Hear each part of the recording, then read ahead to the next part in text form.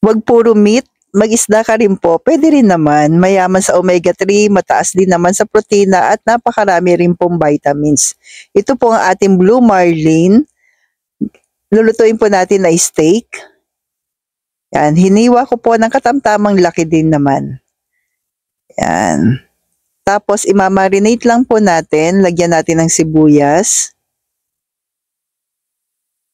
kalamansi. Pag walang kalamansi, pwede rin naman pong lemon.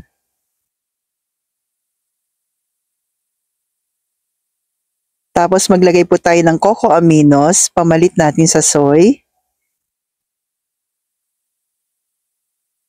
Kayo na pong bahala kung gusto niyo lagyan ng asin. Ako po ay naglagay pa rin ng asin at chili flakes. Yan. Then marinate po natin ng mga at least 1 hour. Tapos ito po yung aking kadalasang pamalit sa rice, scrambled egg. So mga ilang piraso ba pwede? Ako po kadalasan 3 pieces, pwede naman. Yan, then lalagyan lang po natin ng asin. Yan na po. Tapos mas okay, mas gusto ko yung niluluto sa butter.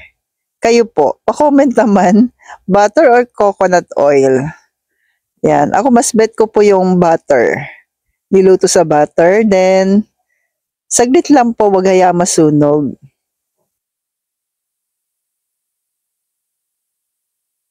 Then itabi na po natin. Then mag-start na po tayo. Niluto ko rin po sa butter yung ating white onion. For toppings po ito po, mas creamy. Try mo ka low carbs. Nalutuin yung white onion na for toppings natin sa butter po. Tapos, lulutuin na po natin yung ating na marinate na isda. Saglit lamang din po. Hindi naman kailangan matagal. Saglit na saglit.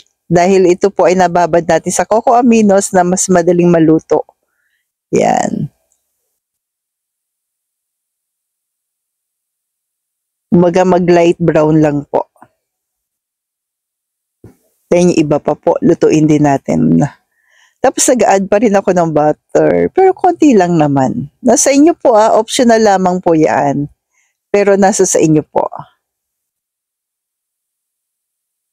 Pero mas malinamnam kasi yung steak pagka merong butter talaga po. Try nyo po. At kung umabot ka po sa part nito, salamat din po sa pag-comment kung tika saan po kayo para alam ko lang kung saan umabot ang aking video.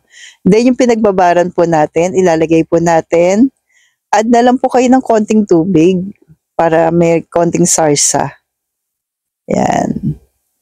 Nag-add din po kasi ako ng konti. Bukod doon sa pinagbabaran. Then after na ilang minuto, tikman na po natin. Kung kailangan mag-add ng salt, add na lang po kayo po. Pero ako po ay hindi na nag-add kasi kanina doon sa pagmamarinate may inad na akong asin.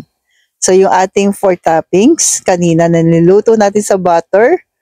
Yan, ang sarap nito ka low carbs. Napakayaman sa protina at omega-3 vitamins. So ito na po yung ating scrambled egg. Then ibabaw lang po natin yung ating steak.